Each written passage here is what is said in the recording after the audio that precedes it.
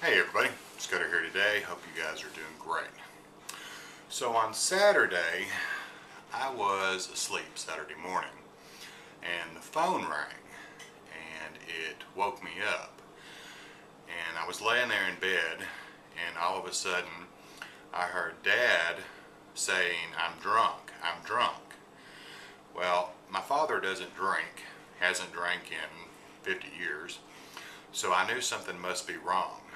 So I jumped up out of bed and ran in there, and he was laying on the floor. Well, what had happened is that his lady friend had called him, and he was trying to talk to her, but his speech was very, very slurred, and he was almost to the point to where he was inaudible. I couldn't hardly understand him, and he couldn't get up. I asked him, I said, "What's wrong?" And he just said, "I'm drunk, I'm drunk." And I said, "Can you get up?" And he said, "No." So I picked him up off the floor and went and laid and carried him in the bed. And at that point, he was very pale. His eyes were rolling in the back of his head. I could barely understand what he was saying when he was trying to talk to me, and I thought he had had a stroke. It scared me to death. So I called the paramedics and got them out here. And to make a long story short, what had happened is that his blood sugar had dropped down to 37. He's diabetic, and all week long,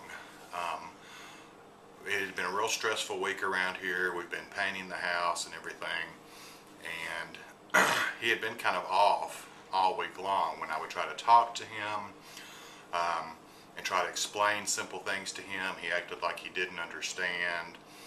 He acted like he couldn't comprehend what I was trying to explain. And my dad is a smart man.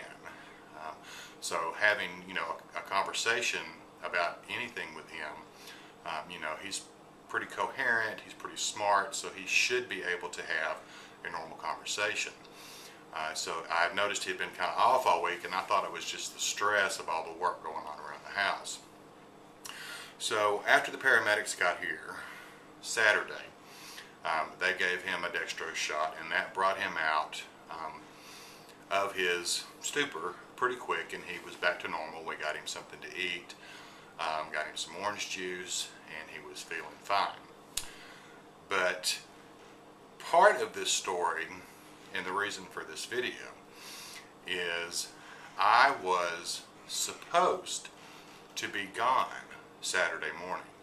There was an estate sale in town, and I was going to go to the estate sale. I had planned on getting up early, around 7 o'clock, and getting ready, and I was going to be gone by about 8:30 or so. So I wasn't even going to be here. But the night before, I had been working on trying to get some of the house fixed back up, furniture moved back in, things rearranged and all that. And I kept telling myself, I've got to go to bed, I have got to go to sleep, I've got to get up early in the morning, you've got to go to bed.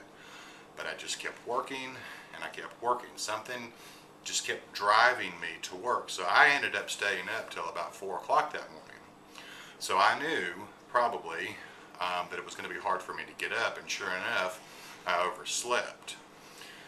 And the point that I'm trying to make with this is that normally I would have been upset that I had overslept and had not gotten up for the sale. But God knew better, because He knew something was going to happen with Dad the next morning, and He knew that I needed to be here to be able to help him and to deal with that. Oftentimes we get upset with the Lord because things just don't go our way, plans don't pan out the way that we think they should. We don't receive things in the timely manner that we think we should get them. And most often, God knows what's best for us, even when we don't understand His reasonings of why He does things in our life. and why sometimes we have to wait. But He knows better than anyone what we need, when we need it, and He will supply those things when we need them. So next time you get upset with the Lord because He didn't answer your prayer the way that you thought He should, He didn't come through and allow you to have this thing or that thing, or go here or go there, or get this job promotion or that job promotion, or whatever the situation may be, just remember, God knows best, and He's got your best interest at heart. So when things don't go your way, it's possible that He has something even better planned if you'll just wait a little while on Him. You guys take care. God bless. Love you. We'll talk to you later. Bye-bye for now.